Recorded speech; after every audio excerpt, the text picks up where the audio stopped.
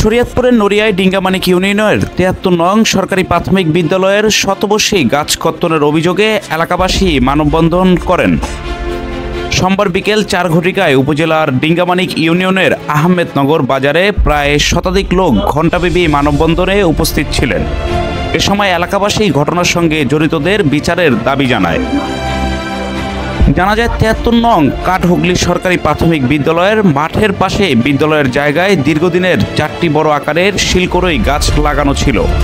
গত ১৬ই ডিসেম্বর ছুটির দিনে কিছু লোক উপজেলা নির্বাহী অফিসারের অনুমোদন আছে দাবি করে গাছ কর্তন শুরু করেন।